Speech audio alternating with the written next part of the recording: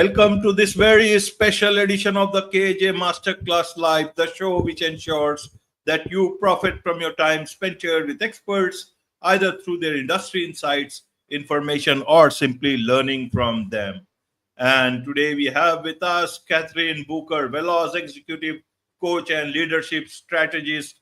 And she helps executives lead effectively in today's complex multi-generational workplace. And we learn from her specific strategies that actually work for building trust, managing conflict, and leading with both excellence and authenticity when the old playbook no longer applies. Welcome to the show, Kathryn. Thank you so much, AJ. I'm so glad to be here and to be joining everyone today. Hello. You are, you are welcome. Welcome to the show, Kathryn. Welcome to India in this online form. And I'm sure not just in India, but a lot of people across the globe will, a lot of leaders across the globe will benefit from what we are going to talk right now. We'll talk about how they can lead in today's reality, difficult reality, but all the same, it's a reality now. But before that, let's talk a bit about your journey, your background, so that the audience knows who they are listening to. Thank you again, and so glad to be here. So just a little bit of background about me.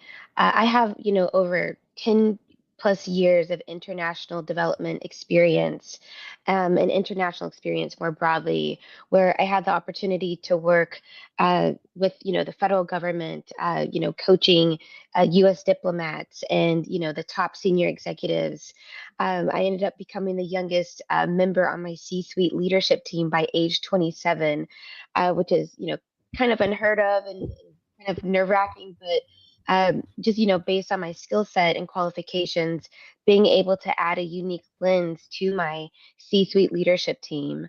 I'm very, very passionate about really helping leaders navigate the complexities of, change management, navigating, the stickiness of conflict, toxicness, if you will, in the workplace, how to build, greater trust whenever you may see, low morale. That is essentially what my background consists of. I'm officially, change management certified and just have taken that skill set as well as my experience around the globe, visiting over 20 plus countries. And so just, helping leaders, helping teams really build up from the inside out.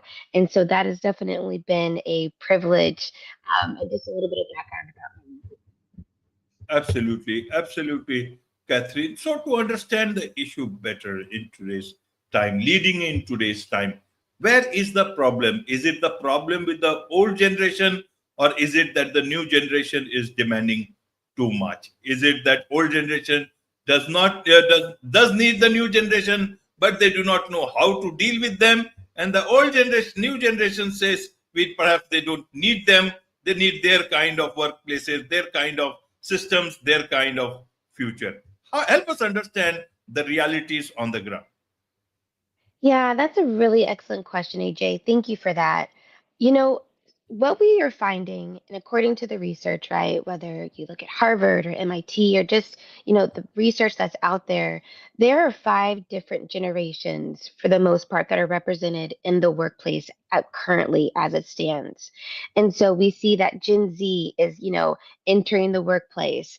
Of course, millennials, Gen X, we have boomers, and then there's also the silent generation that they talk about who were born in the era of about the 1940s or so. And, sometimes, and also this is also cultural too. I don't want to deny that aspect of it. But typically, whenever younger generations are entering the workplace, there is this tendency for older generations of leaders or, people in the workplace to say, wait your turn.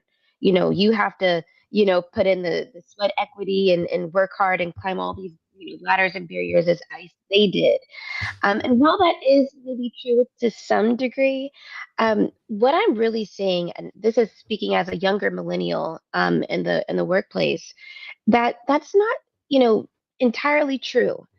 And what I mean by that is that for younger folks in the workplace, let's say, for example, Gen Z and millennials, those folks have a robust amount of information and intellect and experiences to share with others who are, the older generation in the workplace. It may not be the same experience, but it's not any less relevant or applicable to helping teams, transform, to be more relevant, more, emotionally intelligent, psychologically safe. And so I think it's really the job of not just Gen Zs, but older generations as well. I'm thinking of Gen X and boomers and silent generation to really tap into that gold mine, if you will, of those younger generations who are coming into the workplace, right? Instead of sidelining them, invite their perspectives, right? And it's something as simple as in the meeting, right? Turning to that, younger staffer that's in your business and asking them honestly, right? What do you think about this, or what are your thoughts? Right? Kind of prep them if you can before the meeting so they're not completely caught off guard. But really just bring them in, and it's very simple. Just, what do you think about this? What are your thoughts? And get those opinions, because it validates that younger person. And it ultimately, what the research is telling us, it actually helps your broader team become more productive and innovative when you bring all voices in and not just, a couple. Absolutely, absolutely. But then why are they not able to do it? Why is it? Why is it? Because now they can provide very good workplaces to the new generation. They can give all the facilities also. What is it that they are not able to provide? Why, and why is it they are not able to, why not providing it? It does it cost money? Does what these people are demanding, does it cost money? Does empathy cost money? Does it much more understanding of the new, generation Z, their needs, is, does that cost money? I am still trying to figure out the discord. Or is it that they want the leadership in their hands and the old generation is not ready to give that part? They still want to have everything else in their hand, only some bit of things in the next generation's hand. But because they need it, they have to deal with it. How would you like to explain this part? Yeah, I mean, I think maybe there's definitely a couple of reasons for why this may not be happening uh, in such, big ways as it should. I'll say just first, sometimes, just to be honest, some people may feel intimidated. Uh, some folks, maybe older, who are the senior leaders at this current moment, may feel a sense of, okay, this is the ship that we're running. This is, we're running a tight ship, and we don't have time to bring in, this person, right, who's a Gen Z or millennial, for example, to bring in their perspective. Let's just hear from the most senior people at the table who have the quote unquote official polished titles. And, I think we really do ourselves a disservice when we're only focusing on the people who have those titles of, senior this, executive that, and we don't bring in other voices. And I think a big component that can really begin to shift this for leaders, and I do this work as well with my LLC, my the Influence Leadership Lab coaching and consulting that I've launched currently, is, looking at emotional intelligence within leadership. And I don't want to just, bog down on the senior executives or the older generation, but I've seen just in my travels abroad. I was, like I mentioned, AJ, I was just in India in November, traveled there in 2023 as well, and among other different nations around the globe. But one of the things I've seen, even here in America, is that sometimes there is this sense of this antiquated thinking of wait your turn. You're not supposed to, share your perspective or advice. You don't have the experience, right? Whatever that means. When again, keep in mind, a lot of these, younger folks were hired based on their experience. It may not be right the equivalent of 15 years or 20 years in a certain profession, but it is experience that can be transformative and relatable nonetheless. Um, but again, going back to the to one of the other key factors I think that's missing is this sense of emotional intelligence and having the ability to master emotional intelligence in the workplace. And I would say when if you can master emotional intelligence in the workplace, it can transform your life and how you interact with the rest of the world outside of the workplace. Right. So I thought that the older generation has something called this empathy, EQ, emotional intelligence. Why is it a problem for them? Either they don't have it. Why is it so? And if they have it, why is it that they are not able to show it? You talk about leading with emotional intelligence. Tell us a bit about that. How is it that they can actually implement this on the ground? Yeah, so I really really love Daniel Goleman's uh, kind of revamped definition and in-depth study that he did around emotional intelligence. And he originally leveraged this research from two Yale professors back in the early mid 1990s. And then, Daniel Goleman came in, who was previously a New York Times a journalist. He came in and kind of furthered the research, if you will, around emotional intelligence, which some people say is EQ or EI for short. But for the purposes of this podcast, we'll use EQ for short. But essentially, emotional intelligence is broken down into about four domains. So when we say emotional intelligence, we're talking about self awareness, social awareness, um, we are talking about self management and relationship management. And so, to go into those a bit deeper, self awareness is having the ability to be emotionally self aware with how you're showing up in the workplace. So, maybe think about, for the leaders out there I'm talking to, if there was some a bad report that you received, or if there was, if you were in a meeting and there was, some real tension that was kind of brewing in that meeting that maybe stirred up some emotions within you, right? How are you practicing self-awareness in that moment? Are you allowing yourself to kind of get out of hand and kind of become dysregulated? Or how are you really checking in with yourself and your emotional state as an individual? That's very important. Self awareness also has to do with self confidence, which is also critical. And self confidence is not being overly, puffed up and egotistical by any means, but still practicing humility. But quiet strength is very critical. Again, the next domain of emotional intelligence, as Daniel Goleman breaks it down, is social awareness. And this is all about the power of empathy, right? The power of empathy to, kind of imagine the emotion that that other individual may be feeling, or to also there's also like three subcategories of empathy. It's like cognitive empathy, emotional empathy, which is you literally feel like if there's someone who's going through like a physical um, you know situation that's intense, your ability to actually identify with that physical emotion that that person may be feeling. um, and then there's other layers of it, but empathy in a social environment is critical, because it has the power to really transform a good leader from a bad leader, just to be honest.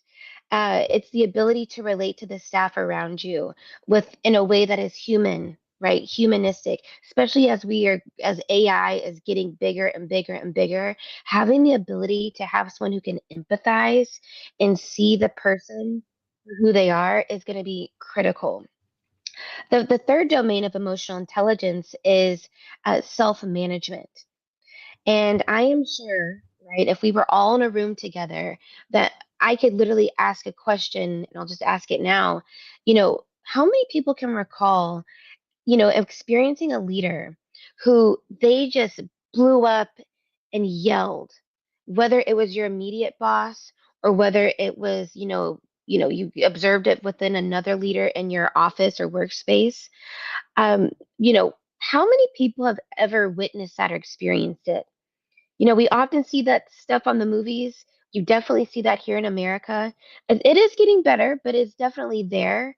And I've also seen that around the world when I, coach different teams in a global environment.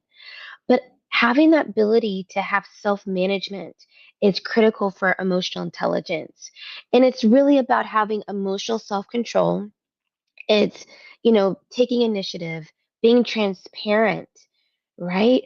Sometimes as leaders, how leaders, when I've talked to folks who are maybe 10, 20, 30 years older than me, talked about, previously it's like you just put your head down and get it done. It doesn't matter, like we're not bringing feelings into the workplace. We don't have time for feelings. But the reality is, in this day and age, in order to really transform your team, you have to bring in some sort of emotion because it touches on the most basic aspects of our shared humanity, right? Despite where you grew up, despite how you grew up, despite what language you speak, that universal language of saying, I see you, I know that this is challenging right now, is powerful in transforming and unlocking the true potential of your workplace. And then the fourth domain of emotional intelligence is relationship management. And again, for the leaders that are out there, this is also what really sets you apart, and it's having the ability to coach, mentor, the teams that you lead. It's not always, saying this is what, we're going to do and, this is how to do it. But it's really taking a posture of a coach and saying, okay, we have this problem right in front of us. And when you look at your employee, asking them, okay, what do you think about this? Get curious. Get curious with your teammates and start asking them questions for them to begin to think within themselves and come up with the answer. And surely, often answers they already know, but sometimes folks, because of the power differences, like I don't want to ever deny that, there are definitely power dynamics that come into play that can silence staff, especially if you don't have that official title of a leader. Whenever those power dynamics are happening, it can cause people to kind of stay quiet, keep their head down, and just do whatever, kind of that group think. And so to really break out of that group think, having that ability to get curious and ask your teammates to kind of come up with the answers. Of course, you support as you do, but getting curious is key. And so, again, just to recap, those four domains of emotional intelligence are critical, as Daniel Goleman points out: self awareness, social awareness, self management, and relationship management. Absolutely, absolutely. So where do you come into the picture? When is it that you come into the picture? Is it when leaders are, when there is a lot of fight, or is it before the fight? Help us understand that. Yes, AJ, thank you for that question. So I come in to the conversation ideally before it gets too extreme, but I actually, prefer, I'll just say, to get in whenever there are leaders who are in the middle of, navigating just real conflict, navigating the stickiness of relationships, trying to figure out how to overcome this artificial harmony that they're feeling in the workplace and that they're sensing, the low trust, the low morale.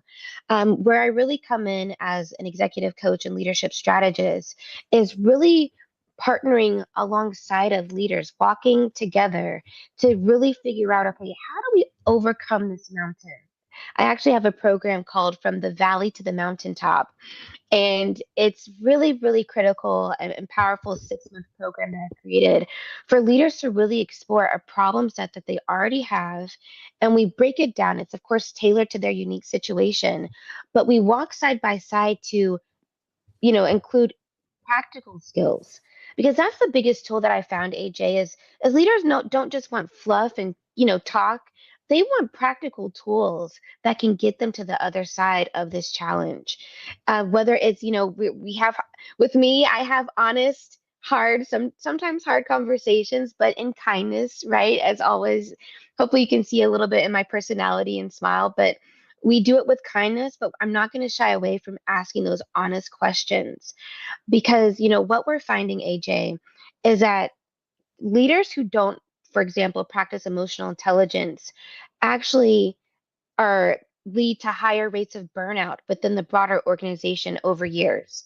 more people, according to, I believe MIT did a study and several others, found that when you have a toxic or a leader who doesn't practice the self-awareness, the social awareness, the relationship management, etc., that they actually have more folks who more turnover in that organization than leaders who actually lean into the four domains of emotional intelligence. And so, I'm happy to come in the midst of the storm, if you will, and walk alongside that leader to get to the other side of their challenge. Absolutely. There's much to learn about all this from you, Kathryn, and I'm sure a lot of leaders would want to understand that from you. What is the best way for them to do so? Yeah, so the best way for folks to get in contact with me, they can type in KathrynExecutive.com. That's my website. And the name, just how Kathryn is spelled, Kathryn, and then the word executive.com. And you will find my page, the Influence Leadership Lab Coaching Consulting LLC. And currently, if folks are kind of still trying to figure out, is this what I want to do? I'm actually hosting 30-minute complimentary coaching calls to actually work with you on a live problem that you're going through. And then we kind of figure out if it was to your liking and if it really met your needs, then we'll decide to go forward with, 6 months or potentially longer coaching. I also do group coaching training sessions as well. I've, trained thousands of folks. I may look young or sound young, but I've had the privilege of of training over thousands of folks around the world. And so just wanting to lend all of that expertise to really helping, set your organization apart even more so. So KathrynExecutive.com is the website, and you can sign up for a complimentary 30-minute call, and we can explore further on an existing problem set. Wonderful. With this, it's a wrap on this very special edition of the KJ Masterclass Live. Thank you so much indeed for joining us. Thank you so much.